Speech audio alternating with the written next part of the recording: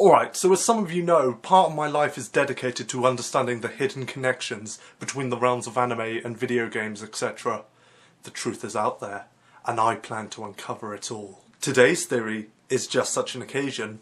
Ever since I finished that piece of shite known as Love Hina, I've been wondering just why Naru is such an overly aggressive bitch who gets pissed off with Keitaro over nothing and is so inconsiderate of everybody else around her. Then it suddenly came to me, what if Naru is a nobody?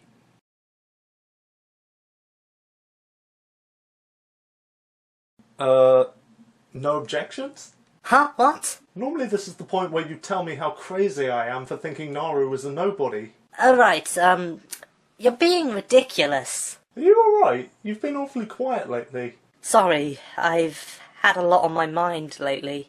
I just happened to be standing out in the hallway. I hope I don't accidentally overhear something I'm not meant to hear. The nightmares have gotten worse lately. Okay? I'm no longer haunted by images of the past. Now I'm seeing things I fear happening in the future. With Takiya's return, I can't help but fear for the worst.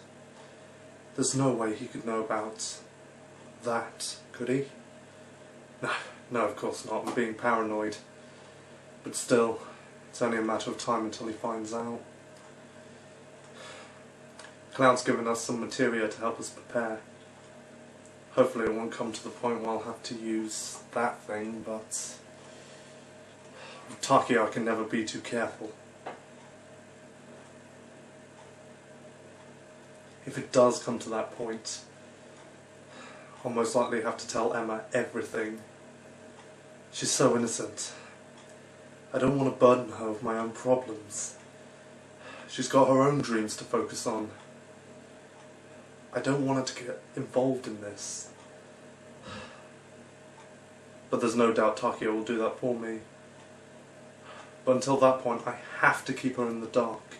It's the only way I can protect her. To keep my promise to Lana. I've got to find a way to break the barrier soon. There has to be a way. Well, I best make preparations for when Takiya does find us. I just hope it won't be too soon. End entry. Just what the heck is he talking about? Earth to Emma Sky. Sorry. What was the theory this time? Well, like I said, I've been trying to figure out why Naru is such a bitch all the time, and then it suddenly hit me. Naru is a nobody. I assume you mean a nobody from the Kingdom Hearts games, correct? The very same. Well, do you mind explaining what a nobody is for those of us who are unaware? Alright. Basically, in the Kingdom Hearts games, when a person's heart surrenders to the darkness, it turns into a Heartless. The Heartless, they're basically like the dark side of people's hearts given form. However, if a strong enough heart turns into a Heartless, the empty shell of a body it leaves behind will start to move and act on its own, becoming a nobody. Nobodies have absolutely no hearts at all and are trying to claim them for themselves to try and justify their existence. In some cases, a nobody can even take on a human form. A band of these kinds of nobodies, known as Organisation 13, are trying to make something known as Kingdom Hearts in order to... You look confused. You lost me after Heartless. Don't worry about him, he'll never be able to get it. Hey! You know what always confused me? Heartless have no bodies. Nobodies have no hearts. I think Square need to reconsider the names of these factions. Yeah, I never got that either. But then again, the franchise has become so convoluted now. Anyway, I'm getting off track. The point is, I believe Naru is in fact a nobody. Says the man who believes that Yukari Takara is so moe she caused her husband to kill himself because he couldn't take it anymore. Just hear me out on this one. Alright, so I've noted that Naru kinda looks like Yomi from Azumanga Daioh, though there are some noticeable differences. Now, Yomi has been known to have a short temper, but then again, when you hang around with someone like Tomo, that's bound to give anybody a short temper. Now, it's through constantly being annoyed by Tomo that I think ultimately caused Yomi's heart to give into the darkness. Unable to put up with the annoyances of this obnoxious brat anymore, it eventually caused her heart to give into the darkness and turned her into a Heartless. Now, Yomi's heart was strong. She had a strong will and desire to get the best grades and get into a good college, and there were hints that she had a strong desire to surpass even Chiyo's brains. Now I believe that because of this, her heart was strong enough that when it eventually gave into the darkness, her body eventually became a nobody.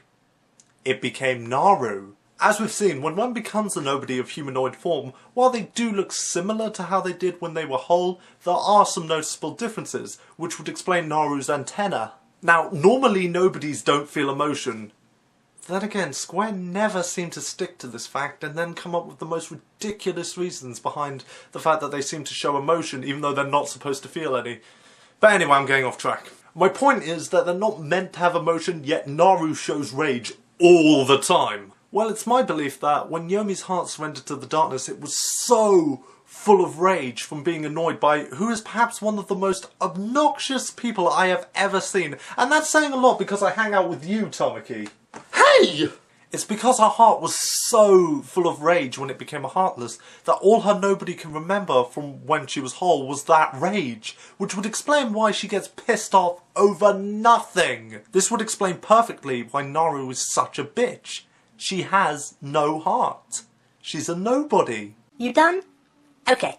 There's a lot of gaping holes in this theory, but then again that's true of all your theories. First of all, aren't nobody's names usually an anagram of what their original name was with an X thrown in there? Naru isn't an anagram of Koyomi. Heck, there isn't even an X in there. That's only true of Organisation 13 members, and Naru isn't in Organisation 13. I mean, Namine isn't an anagram of Kairi, and there isn't an X in there either.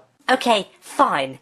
Then how do you explain the fact that Naru has a family? A family that shows up in the series, might I add? Easy. She's adopted. She mentions that her father is only her stepfather and her sister is likewise her stepsister. Now it's possible that when she became a nobody, her memory was shattered due to being overcome by rage.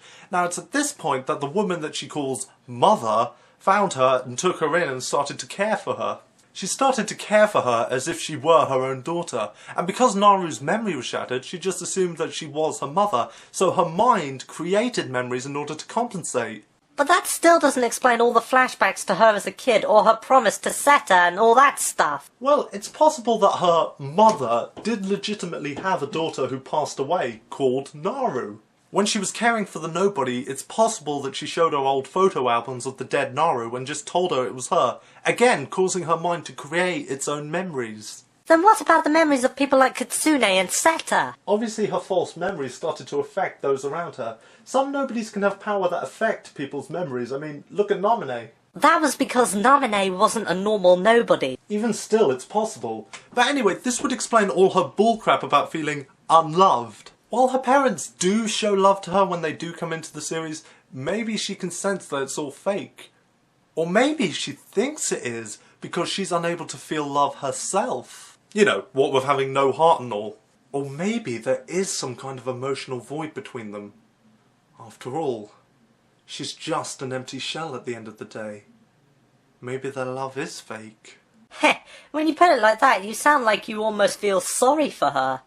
As if! Nobodies deserve no sympathy. They're nothing but empty shells. They're mistakes that need to be erased. Now you sound like Diz. Anyway, this is why I think Naru is such a bitch. She has no heart. She's just an empty shell. She's a nobody. She's Yomi's nobody. I don't think anybody in their right minds actually believes this bullcrap, Kay. Wow, that's amazing, KHF. That explains everything.